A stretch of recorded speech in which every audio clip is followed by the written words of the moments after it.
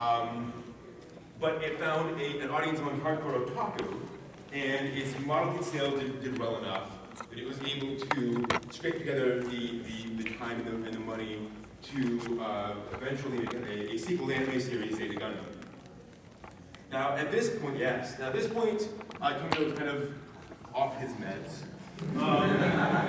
Came out quite a bit later, as you can see, 85. It put the storyline forward by about 8 years. Now, this is the first time that I know of that an anime series that was original, not based on a manga or anything else, had a complete sequel anime series. And so they weren't sure how to handle that. So they decided they would have a partly new cast of characters, but also have some of the characters from the old series also show up and be involved. So about half of the main characters, as the story goes on, are new, about half of the main characters are from the old series. Tomino became known around this point as Kill 'Em All Tomino. This is one of the reasons. It's not, well, Zeta has a very dark ending, I'll just put it that way. The interesting thing about Zeta is that the main character is kind of an anti-shonen hero. Not a typical shonen mecha hero who goes out there and fights and does the right thing. He's a much more complicated, probably isn't the right word, but a much more conflicted character than you usually have. And the other advantage is that by this point, the anime industry had greatly increased its general budget, and there's a number of drawings they could throw at the screen at any given time. So when this series came out, it was a quantum leap in terms of animation quality over Mobile Suit Gundam. And that wasn't Gundam's fault, it was just that nobody had budgets before then, now they did. And also the very dark ending of Zeta shocked a lot of people. The idea that you can actually do this game. Now, to be fair, this was not as dark as one of Tomino's earlier works, Space Runaway Idiom. This has certainly been done in anime before, but the publicity of this show and the fact that it was part of this growing franchise made it remarkable when we started to talk about it and move on from there. I would certainly not start with Zeta Gundam if you want to get into Gundam. But Mobile Suit is a good place to start. And actually, I want to point out, if you can get past the older character designs, I know some folks just have trouble with like 70s and 80s style character designs. But once you get past that, it's a very complex story, interesting characters, there's a lot there. I would certainly start there if you can handle that. After Zeta, we got Double Zeta Gundam. Yes, your question. Just a quick question Sure. about original Gundam. Is there any relatively easy way to get a hold of it? It was released on DVD here a while back. Yeah. Other than scouring eBay and such, not so much. Now, Right Stuff did recently license like all of Gundam.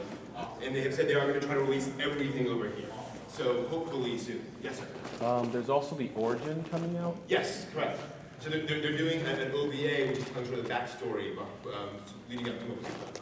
So we're going to see, where they go with all that stuff. It's effectively a remake. See what? But the Origin, it's like an enhanced remake. I mean, it does have the original story, but it's As far as I understand, it modernized. does not have the original story. I believe it is all backstory to original. The series halfway released in the United States. It takes this. It shows like some of the backstory, but then it goes on to the original series. Does it have released in America? It's vertical. It's halfway done. Like half. It's gonna be. I'm sorry. The manga. I'm sorry. I thought you meant the upcoming OVA. Oh no. Okay, gotcha. Yes. Return of the Origin. Thank you. Return of the Origin is a manga retelling this story by the character designer of original Gundam. So that is a very good adaptation of that story. Yes, sir. Just to I know Bandai released the anime Legends, which Oh yeah. series. Me personally, how I started off with Mobile Suit Gundam was 3 movies. It's a DVD in Japanese and subtitles. But if you can find the VHS tape, that's Yeah. Char's Yeah. I want to add one thing about the first volume of the Origin. The first episode will focus on Caswell's backstory, Right. but the subsequent releases will actually follow the narrative of the Interesting. Okay, cool. Good. Backstory. All right, so we had Mobile Suit Gundam and Zeta Gundam, and then Tomino kind of got tired of the dark direction that Mecha was going in, which he was partly responsible for. But and so we decided to lighten things up a little bit with Zeta Gundam, Double Zeta. Now, folks kind of overstated how lighthearted Double Zeta was when it came out. because it wasn't very heavily dark. And so they said, oh my gosh, it's a goofy high school comedy. You know, they just completely kind of went with the other direction. It's not that, you know, goofy. It does have more lighter elements, especially in the beginning.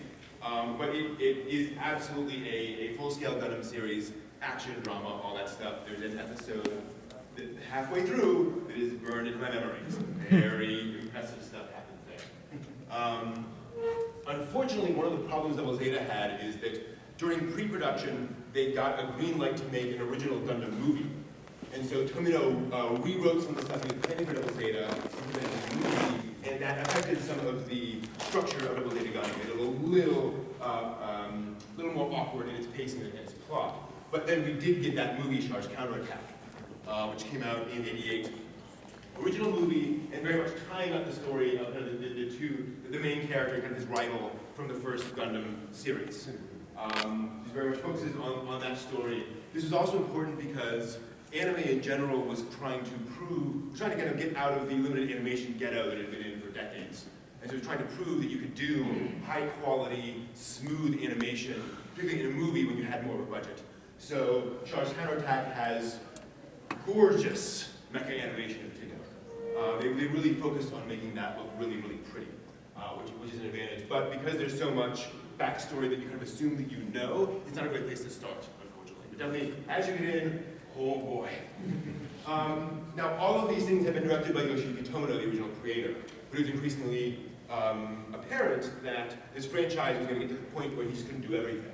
So the question was, can somebody else direct a Gundam series? And that was the next experiment. They said, okay, we're going to do an OVA, direct-to-video thing. Who here does not know what OVA means, by the way? Okay, cool. So you want to make sure.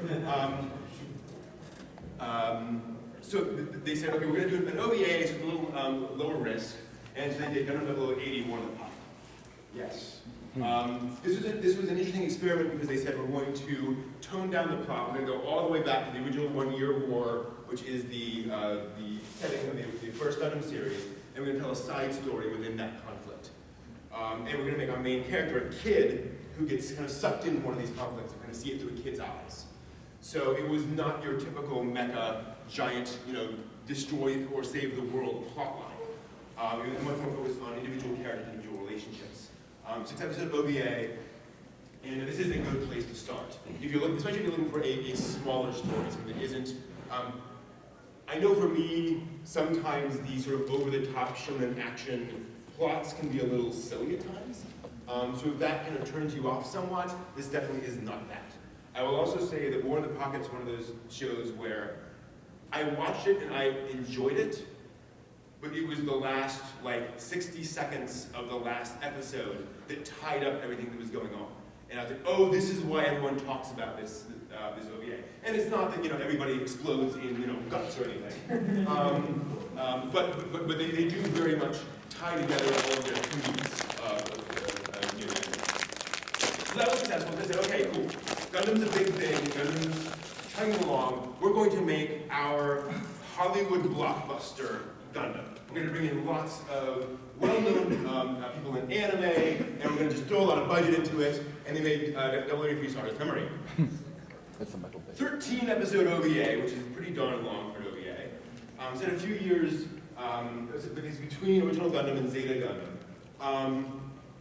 And this is actually where the Universal Century timeline started showing a few cracks in the structure, because you have this problem that how do you do this giant, huge, how do you have World War II happen every 10 years? There comes a point where that's kind of hard to maintain. So you're going to go back and make this big spectacular story, but it was hard to then say, why doesn't anyone in Zeta or Double Zeta mention any of this?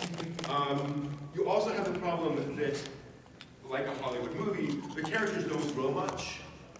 They're very much, archetype probably isn't the best word. They're very much set in what they're doing. They react to those things to an extent, but it's not the kind of character you grow up to get a typical mecha anime series. It's not kind of seeing the ultimate choices they make with that.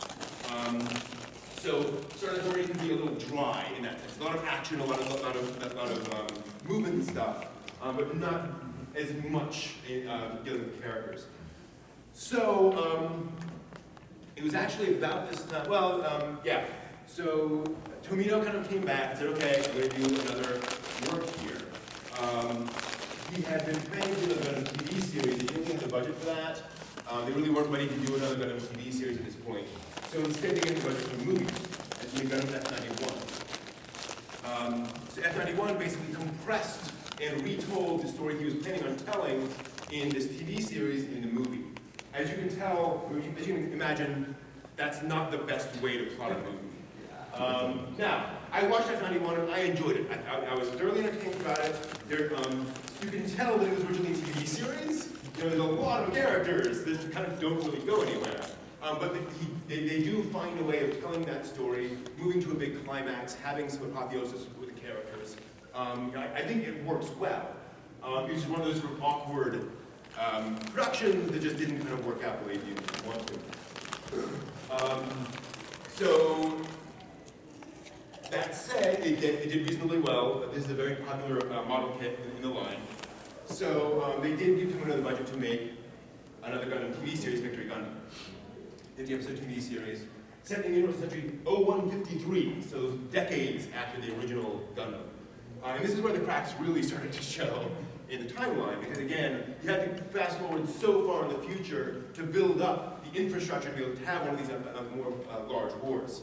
The other problem is that Tomino was back off his meds. So it was, again, a very depressing series, very dark series, and a lot of the characters are like 15 or 20 children. So there's this pervading sense of dread in Victory Gundam that was difficult for a lot of people to enjoy, right? Like, it's something that you can get into, but it was not going to make it very popular, right? So that was a problem for Victory Gundam.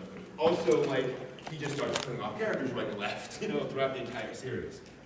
New characters would die, new characters would die. So that became a bit of a problem in terms of keeping the franchise going. In fact, it got so bad that, and Sunrise was having some problems financially, that Sunrise, which is the anime studio that made all these shows, ended up getting bought out by the toy company that they were working with. So Sunrise is now owned by Bandai, the toy company. Now, normally this would be disaster, but Bandai basically came in and said, look, we can see you're having trouble. We want to help you shepherd this Gundam franchise. We can see it from the outside. We can see the mistakes you're making, so we're going to kind of direct you in a way that will hopefully make this work better in the future. So their plan was, they said, okay, here's what we're going to do. Universal Century is obviously still very popular with the core fan base. You'll continue making OVAs and other direct-to-video stuff to that core market. Then separately, you're going to make TV series in new timelines. So you're going to kind of reinvent Gundam with a completely new setting and so forth in TV, and so you can kind of innovate there and not have to worry about all the backstory of Universal Century, and see where that goes. So the first OVA they did was the 8th MS team. Yes. So it's an OVA. And it took a long time to actually release this thing, partly because of the length, but also partly because the director passed away. Had to bring in somebody else to complete it. And this kind of went back to the idea of 080, where we go back to 1 year war, we go back to a side story within that, but instead of being a side story about small characters and have a guerrilla operation, this is about just a unit of mecha, of mobile suits and Gundam, you know, off in one little corner of this war. And so the advantage that the MS team had is that it said, we can still use these same mecha, we can still use the same setting, but we don't have to do an apocalyptic story, you know, every single time.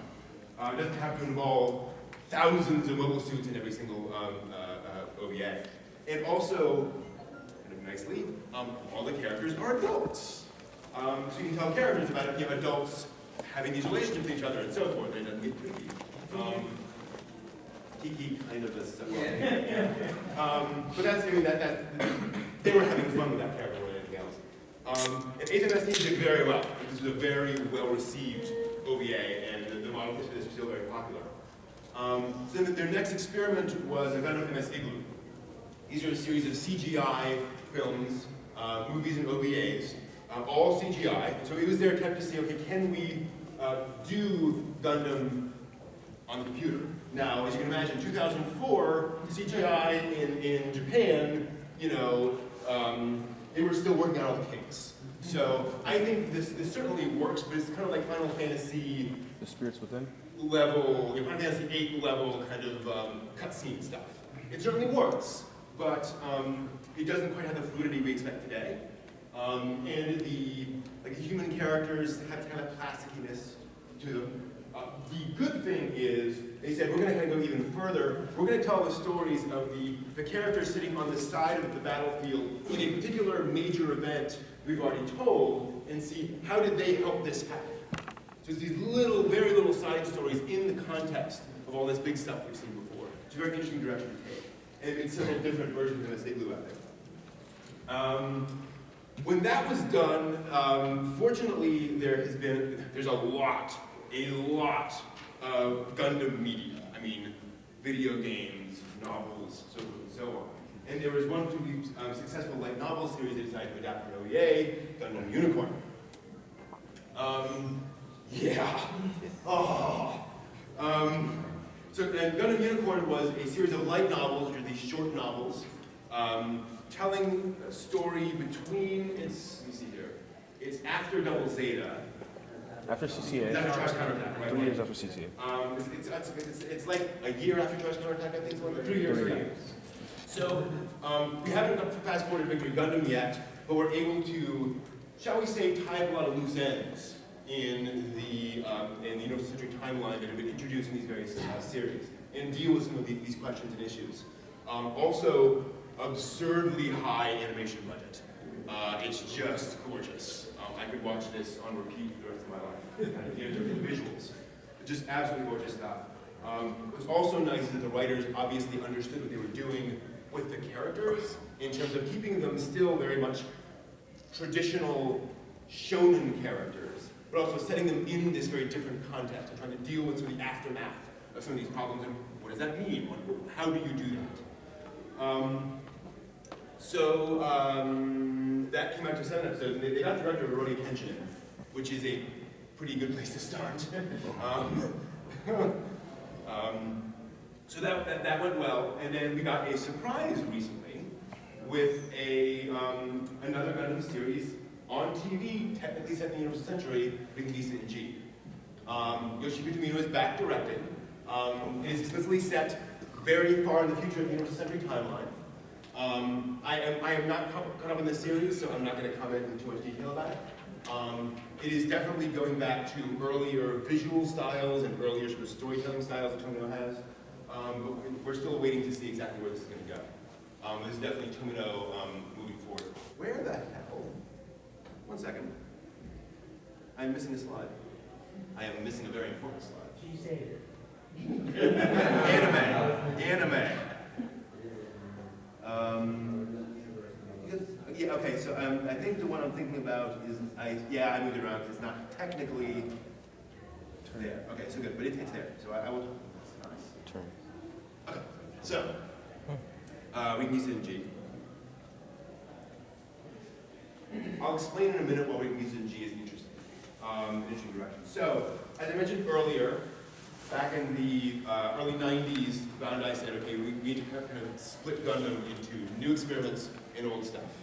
And so the new experiments said that you're going to do 3 different Gundam TV series set in 3 completely different timelines, and we'll see which one sticks. One of them stuck. It was called Gundam Wing. Yes. This is my first Gundam series, by the way. Am I the one who started? So let me tell you my story. A friend of mine and I, he was living in Pittsburgh, we'd get online on ICQ back in the day. Jesus. Absolutely. And we would watch the Midnight Run. We started Gundam Wing around episode 20. And so we couldn't even remember whose names were whose, in Gundam Wing. And then, as you all remember, immediately after that, we get an episode of Dragon Ball Z Frieza Saga. So perfect palate cleanser. I'm just, okay, I can just sit back and watch this. But yeah, that was a very special experience. So Gundam Wing came out in '95, a 50-episode TV series. and set in, as we all know, after Colony 195. Gundam Wing was interesting because they took the Gundam concept and made the Gundams a fearsome terrorist weapon, basically. They were being sent by the colonies for retribution against the Earth Federation as a special strike force. So the main characters are all kind of terrorists, which is kind of interesting. They're all really pretty as well. It's one of the things that Gundam Wing very explicitly said, and they said, well, all of our series have been very much focused on the male market, the boy market. Can we do things to appeal to the female market? And they knew they already had quite a few female fans, but they were like, why do we not care about them? You know, maybe we should kind of think about that. So they made them the 5 main pilots pretty boys, and implied some relationships here. And it worked. You know, it was immensely popular and had a very large female fan base as well. And one of the ideas was, hey, holy guacamole, girls can watch giant robots too, and they don't run away screaming, and vice versa. Yes, sir. Okay. This is kind of bothering me. Your previous pictures, right? It's supposed to be from Gundam Wing. And the swamps. When did Burning Gundam pop up in Gundam Wing? I just never. Burning Gundam's in the middle. My bad, y'all. The wings threw me off. The wings threw me off. My bad. But That's fine, no problem. same designer. You know, Gundam fan art is expansive, so that would not surprise me to see somebody stuck that in there somewhere. So yes, Gundam Wing did extremely well. Like it did so well, they were able to make an OVA, Gundam Wing Endless Waltz. In 1997. Originally an OVA, and they actually made a movie out of it and expanded it, which was kind of unusual. And it does start in after Colony 195. And again, this also did well because they pushed the mecha designs in a more absurd direction, maybe you might say.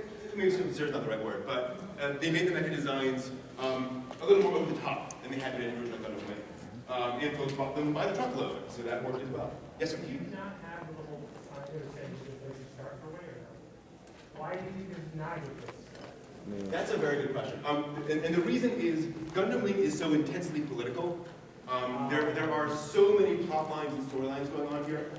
I'll put it this way. I cannot say anything bad about Gundam Wing because I literally love everything about Gundam Wing.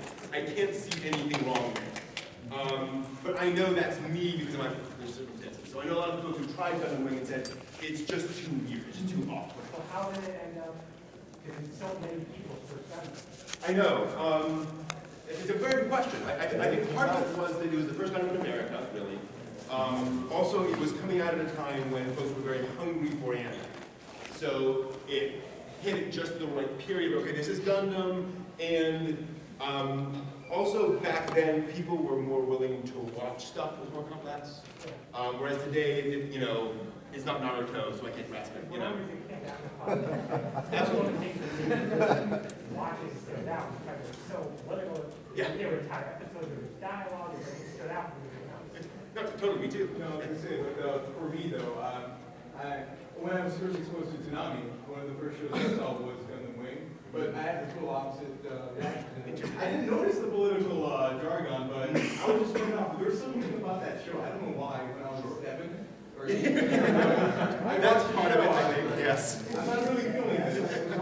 But no offense to the show. But it's just, No, absolutely. I was a cartoon. I saw it at the time. Sure. It had giant robots, but whatever. It wasn't until I saw Endless Waltz. I saw the gorgeous animation where I kind of grew a taste in some of the characters. Right. In the AC. Okay. Yeah. So I have to think Endless Waltz, or at least give me an appreciation. One of the other problems Gundam Wing has is that I came across somebody. Well, here was a jerk. I actually came across somebody who called Gundam Wing as having some of the highest budgeted animation of the 90s. And I had to ask if he was blind. And this Waltz, sure. But like the TV series has a lot of quality issues. Sunrise was having some budget issues. So one of the problems folks have a lot is that those character designs do fluctuate quite a bit over the course of the show. That can be a turn off for folks as well. Good question. What do you want? Excellent. So that did very well. After all their experiments, Wait, can I say that was just like totally cool? Oh, thank you. So cool.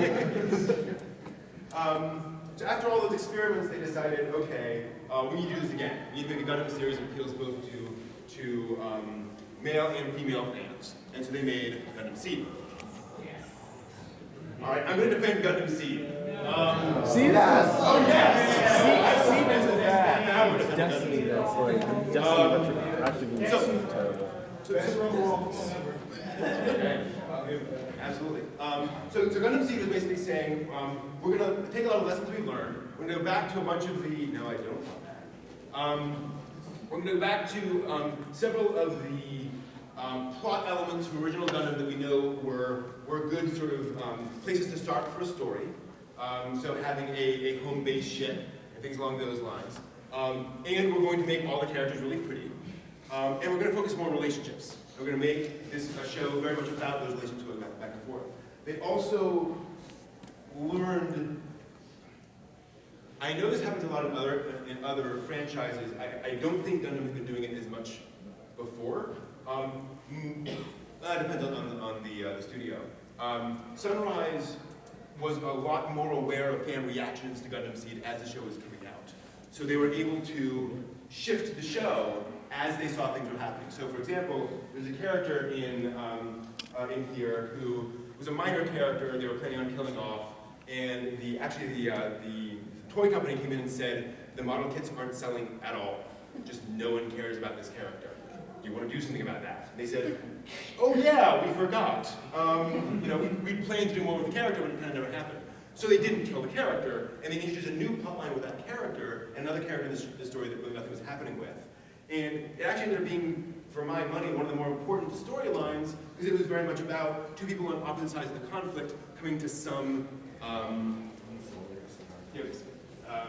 understanding of each other, which kind of worked out very well. But that caused a lot of people to completely lose their minds. The idea that you would actually change the plot. I don't see the big deal with that, but whatever. Gundam Seed was immensely popular in Japan, to the point where when they were working with Gundam 00, they said, you have to understand that our current generation of animators all came in from Gundam Seed. That was their original Gundam series. That's what made them fans of Gundam. And a lot of them were women. So that was so popular, they said, we gotta do a sequel. No. Can we just say this? Gundam Wing and Gundam were better series. We just said I love this show. What? I love this show. She was still I better. like the design. I'm a model. Part of the problem that Seed Destiny had is that some fans misinterpreted some of the cues in the early episodes about how mecha stories are generally structured in Japan, and interpreted those and assumed certain things about how the story was going to go off from there. So for example, in our first episode, we see Shin there at the very beginning and at the very end, and the rest of the episode is about Akonzawa. Moreover, Shin is an absolute asshole. Assholes, generally speaking, cannot be protagonists of mecha series. Mm-hmm. Now, they shifted around with this a little bit with things like, in Zeta Gundam, Keel can be an a-hole a lot of the time. But they set him up as a dark character, as somebody who had these various issues. Again, not to brag, I've seen enough anime to recognize that that was a sign that they were saying, this is not our hero. He may be a central character, but he's not going to be a hero. And unfortunately, a lot of American fans in particular said, oh, that's our protagonist, we're going to spend all our time on him. When I don't think that was the intention. Especially when the next several episodes also focused on Athron and the others. The other issue folks had is that Japan is much more comfortable, well, no. Well, I'm trying to explain how the character, okay, I'll just put it this way. Folks lost their minds about the idea that Kira was immensely powerful in Seed Destiny, and he could kind of solve all problems, and that was bad writing. I don't think that's bad writing. I think that's an interesting situation to be in. Kira is tension. You know, he's a character who is immensely powerful and who thus cannot get involved in conflicts unless he is sure he knows what side he's on if he's on the right side. So it's one of the reasons why he's hanging around for a long time. Again, a lot of folks complain, why doesn't Kira do anything? And then he comes in, why is Kira doing anything? And I think he said, no, he had to wait because he is a force of nature that will resolve a conflict immediately. So that was interesting. I also just liked how they set up Shin and Athran as Shin is the immature adolescent who does the asshole, who honestly, and here's the, and again, this gets back to sort of Japan. That kind of behavior is not acceptable in Japan. You know, you cannot have a maverick in an anime series and be a hero unless you're doing that very, very carefully. Macross Plus does that very, very carefully. Yes. Dante does it pretty well too. Which is, say what? Dante does it pretty well too. Dante. Sparta. Sparta, the son of Sparta. So I think a lot of folks had issues with that. Also, you know, to be honest, both Seed and Sea Destiny did have animation cycling issues. You know, the budget was relatively low. And Seed Destiny is also a somewhat more cerebral, is probably not the best word. It is more about folks talking about philosophy to each other, which is a little harder to take. Yes, sir. It didn't also help that the creator's, the director's wife, he was working with her, she was having cancer, so that did not help things at all. Absolutely. Because they were throwing tons of money at this, but when the creator is turning in scripts super late, even for anime schedules, they can't do much but recycle. Exactly. Yes, sir. It's not so much in the defense of the involvement of his wife. I'm a big fan of earlier work with you guys. If you've ever heard of the Future Grand Prix Side Formula. I've heard of it. It's it. a racing anime. It's one of my favorite anime series of all time. Yeah. Top writing, and there are a lot of parallels. Oh, yes. In a lot of them see. And then I also have to say that the later OVAs and sequels, his wife got involved and played a big hand in the production and direction. Interesting. And once again, there are a lot of parallels with seasons. Oh, interesting. And it just really shows in the movie. Okay. Writing and direction. Fair enough. Yes, sir. First, I have to say, Shin might be annoying. There is no way he's annoying with that kid from Gundam Zeta, whatever the protagonist in there. And number two, why did they make a movie? Why did they finish Seed real sudden and then make a movie after? Money. Cash money. Because TV series, depending on the financing, but it's a lot more easy for a studio to make money off of a movie than off a TV series. TV series generally pre-sold. So when they saw I was doing well, they're like, okay, we're gonna jump to doing a movie because we can get more of those profits. Yes, sir.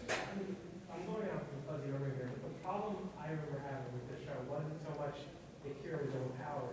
It was that he would make judgment calls that would look incredibly sketchy when you watch the series, and the series would just act like, well, whatever Kira does is perfect, you can't touch it. Even when he killed that, I guess the guy that became Evolution. Yeah. To be fair, the Destiny planet is kind of fashion. Character of the show at that point. He just kills him, and then he's like, well, that's over. Can't play Kira. And it's like the show does not give Shin and whatever the other guy's name was their perspective any kind of like legitimate.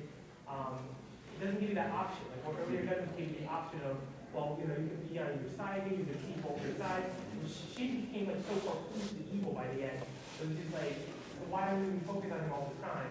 And then the ending is very, like, oh, never mind. And I think also part of the problem is that there had been so much Gundam up to that point, they were kind of trying to plot a different path from how other Gundam series went. And there's a reason why those other Gundam series went in that direction. You know, I will never complain about a series or an artistic work trying something new. It might not work, and I totally get that. But I think they were trying something new, and it just didn't come together as well. Anyway, so thank you all for the question. So after Sea Destiny, we got Stargazer. Boy, did Stargazer confuse me. 3-episode ONA. This was the first major studio release directly onto the internet that I know of. Other things released on the net. This is the first time a major franchise got an internet-only release. The issue with Stargazer is that it was basically a series of story fragments and ideas for stories they wanted to include and animate in the Cosmic Era storyline.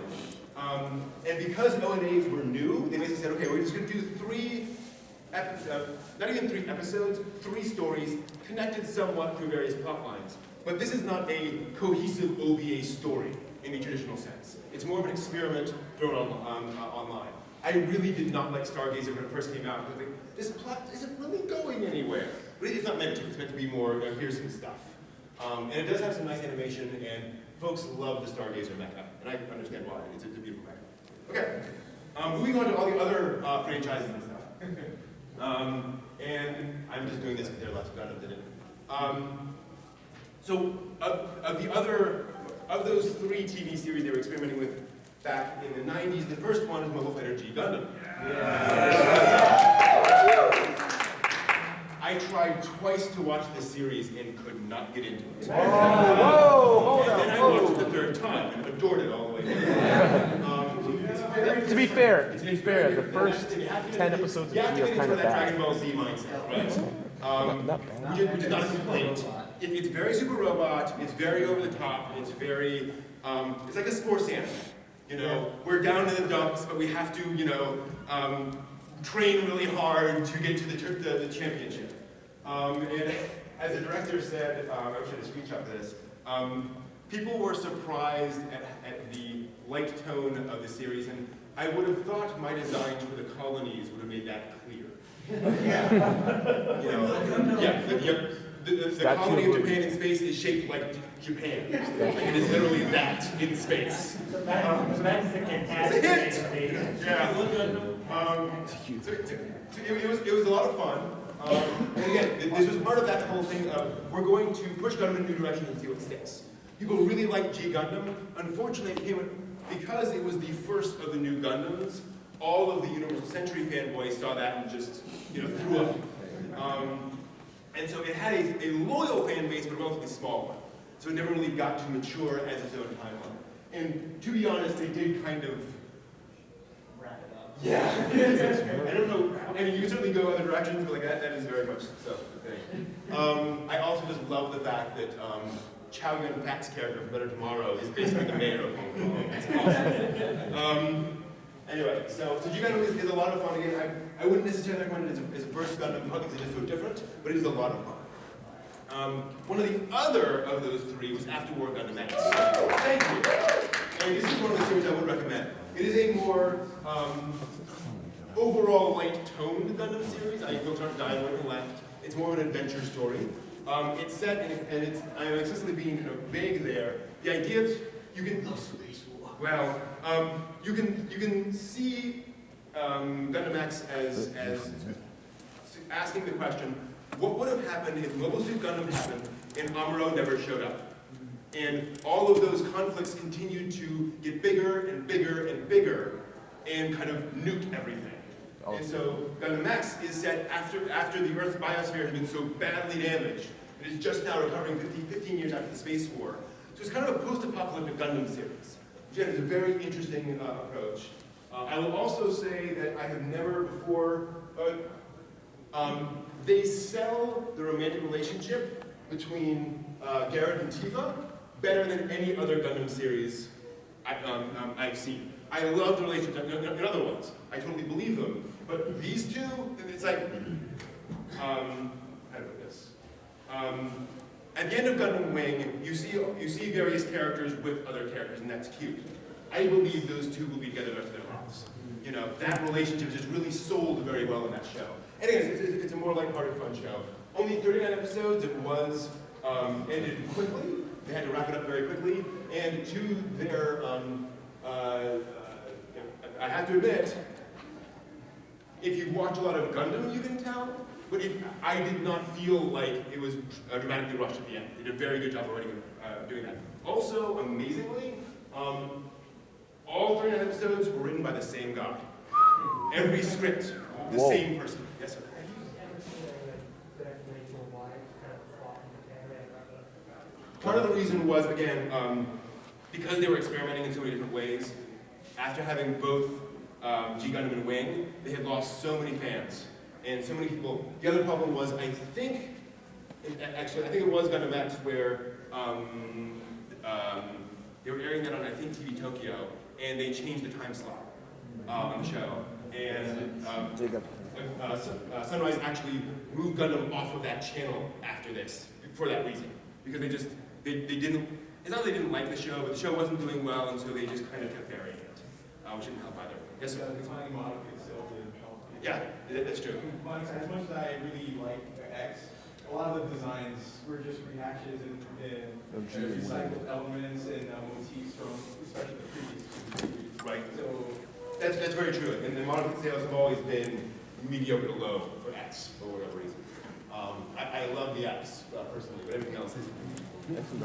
Airmaster and stuff. But a few years later, Tomino would return to Gundam. Return to Gundam.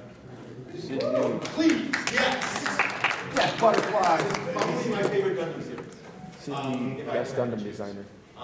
So Tomino's back, and this is set in the correct century, 2345, because it is technically set after all the other Gundam series have occurred. It's in one timeline which contains all other Gundam series. If you can imagine that. Moreover, it's my opinion that, so here's the thing. Gundam is this anti-war franchise. It's very much about how terrible and destructive war is. And what fans kept telling Tomino was, that's awesome, keep showing us that over and over and over again. You know, they kept wanting these big spectacle wars when the whole point is that war is destructive. So with Turn A, the idea was, oh no, I'm going to do a Gundam series, but it's not going to be this big apocalyptic story. It's going to be a quiet story about individuals and their relationships and what they're trying to do with each other. It is a pastoral mecha series. Every time I'd say that. It is beautiful. It is the last Gundam series drawn entirely on actual cells, so no computers involved in the actual production process. And he definitely does recombine some elements from previous Gundam series, but this is probably the most experimental, most unlike any other Gundam series out there. And I think it's absolutely gorgeous and very remarkable for what it does. And oh my gosh, that ending. I cannot listen to that music without crying. Oh, and the music's all by Yoko Kanno, by the way. So, yeah, let's do more of that. And the mecha design all by Sid Mead, which, yeah, amazing designer. Which actually was interesting because one of the people working on it said it actually turns out Sid Mead's designs are hard to draw. They're very curvy in a way that just Japanese mecha animators were not used to drawing. So he said the designs were lovely, but it turned out to be, and it was one of the reasons why Turn A's some of the animation budget is a little lower because they were struggling to draw all these things and get them out there. It was tough for them to do. He said, nobody's fault. You have a question? Yeah, have you heard of the latest interview from Henry that said that he writes using Sid Mead for the design for Turning? Yeah. I don't recall what else he said in that. He said a lot of things, but Yes. Again, that was just one of the things where I've noticed him when he's kind of recently been backing off from a lot of stuff, like the redoing the ending of Zeta, like he's really, like going back on it. Just I was at New York Anime Fest when Tomino was invited. Oh wow, And that was I asked amazing. him a question, and I said, of all of the works you've done, I love the Zeta Gundam movies, but why did you choose those to adapt into 3 new movies? And he looked at me and he said, money. Oh, I remember that. Bandai said, we need to make more money off of Gundam, direct something. And they basically put, and Zeta Gundam was popular. So, well, yes. And also, I mean, Tomino's irascible, might be a good term for him. He doesn't care, so he's more than willing to kind of throw him under the bus on that too. So, yes, sir. The original reason why, like, Sid Mead apparently, like, his prototype when he released his art book a couple years ago, his prototype for Turn A was pretty, more conventional style, but Tomino at the time told him, no, I want it to be more exotic, weird, hence why it looks like nothing other. Interesting. I wonder if it was inspired by War of the Worlds. It could very well be. That wouldn't surprise me at all. There's a War of the Worlds feel, especially at the beginning of it. Also, the fact they always talk mustache Gundam in the show. That's what it is. So, at this point, there were other forces working in the world of anime. The American anime industry had gotten so big, and we were buying so much stuff, that there was a desire to bring Gundam to America. And the first example of that was a thing called Doozybots or Doobybots. Oh God. Yes, which I don't have the slide for. But the idea was they were going to sort of repackage and rewrite some of their goofier SD Gundam stuff into an American animated show. And it never got off the ground, thankfully. It was one of those things where it was very, well, there's a kid in a wheelchair, and he transforms into Guntank. Guntank is the It's 5 American teenagers all transform into SD Gundams. It's like, this is terrible. Anyway, it's online. So instead, they got together with Toonami and said, we're going to make a Gundam series, a quasi-Gundam series for Toonami. Yep. SD Gundam Force. Yep. Now, in fairness, SD Gundam Force, the goal of this was to make a more sort of kid-friendly, bright series. You killed it. And so it was this co-production between Sunrise and Toonami. They were going to release this on American television. We're going to try to sort of drum up interest in Gundam. That did not work. It went so far away from what kind of made Gundam Gundam, and it was just so strange. And like, we're not used to an SD TV series. It just was a lot of poor choices that all came together at once. I think the show itself, probably, especially in Japan, apparently, it found a certain audience. I mean, not a huge audience, but some folks have appreciated where they were going, but it's more of a Japanese show, so unfortunate. Soon thereafter, though, actually, yeah, a couple years later, it was time for another Gundam TV series, and so they decided to go a little more serious this time. Yeah. 3 more minutes. Gundam Below is actually set in Odamni, in our timeline in the future. The attempt was to make a more serious Gundam series, something that appealed, that dealt more with modern issues around. Sadly, one of the questions is, if someone could come in and prevent war, what would actually happen? How would people respond to that? So we're thinking again from the Gundam Wing concept. Okay, let's put that in the real world and see how that's going to work out. There are some melodramatic elements to Gundam Below. You know, it's not Cowboy Bebop. Although I think people think Bebop is more serious than it actually is. Anyway. Plenty wacky. But it is more serious. It's a great place to start, especially if you're looking for a more slick, modern anime series with visuals and a more serious approach to Gundam. In fact, it was so successful we got a whole movie out of it, total sequel to America.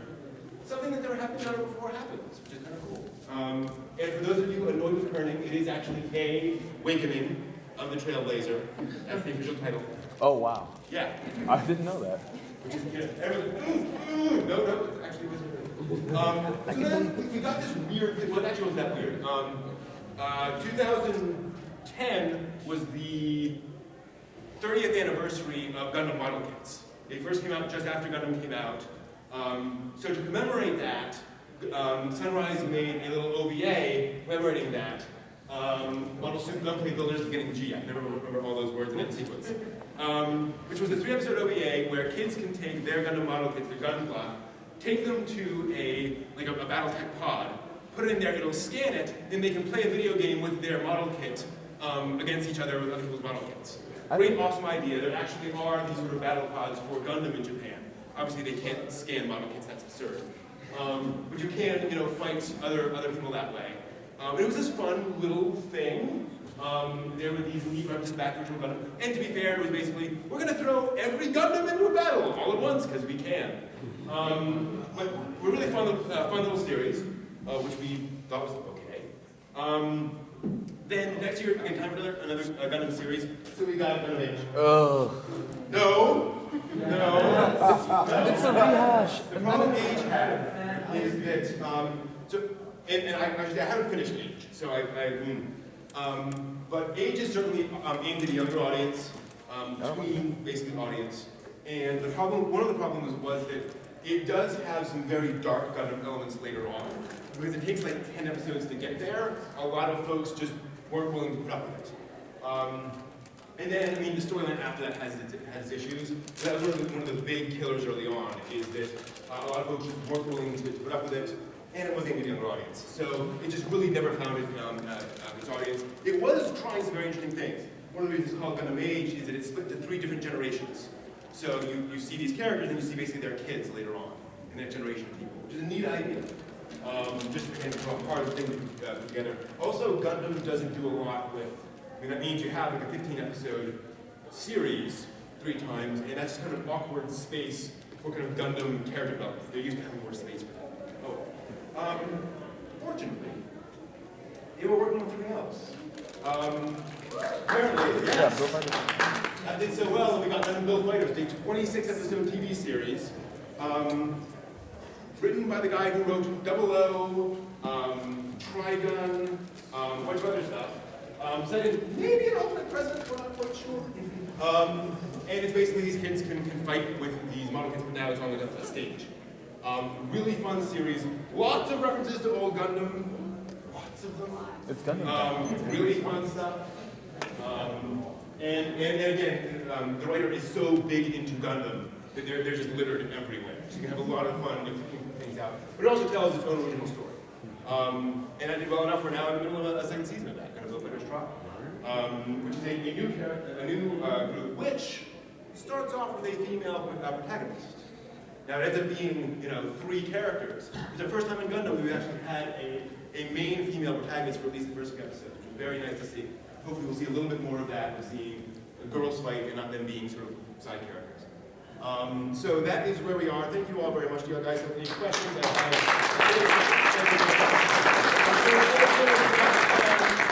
What's your favorite Gundam from all the series? My brain does not work that way. Because again, I love Gundam for what it does. I love it. If I had to choose, probably Turn A. Turn A? It is just so beautiful and just does so many different things so well. What's your least favorite? Sorry, Stardust Memory. It's just Stardust Memory is kind of nothing wrong with that. Dude, I remember. Wow, so that's where I've seen this guy before. Like this was years ago though. Yeah.